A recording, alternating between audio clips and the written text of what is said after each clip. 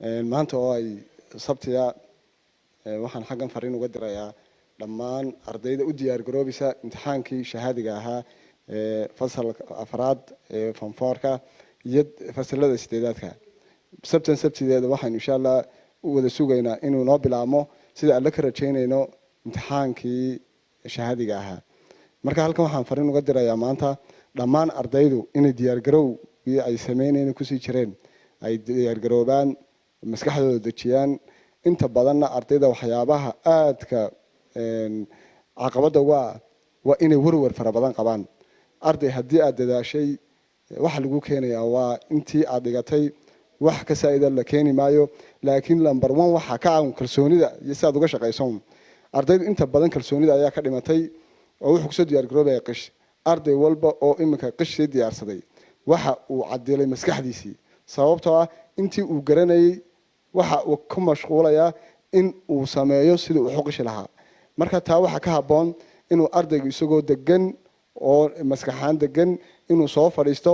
kadib uu soo diyaar garoobo wuxuu garto oo ka shaqeeyo arday ka soo sameeyo waxaan filaynaa in uu noqon doono arday ku guuleysta arday waxaan aad halkan inta badanna ardayda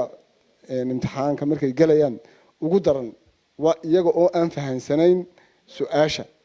arday marka lagu soo dhigo su'aasha si fiican iskaga eeg su'aasha markaad fahantid jawaabta bixi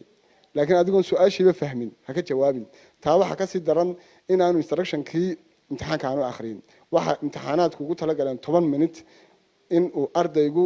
ka baaraandago oo aan ku jirin 2 saacadood 10 daqiiqo iska akhri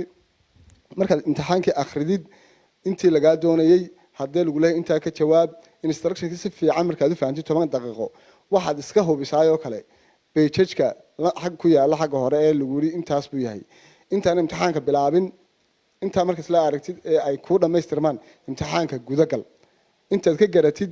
ka shaqee inta kalena aad oo degan wad xasan doontaa marka arday waxa leenahay kalsoonidu waa ta ugu muhiimsan ee ardaygu imtixaan ku galo muhiimadana waxay tahay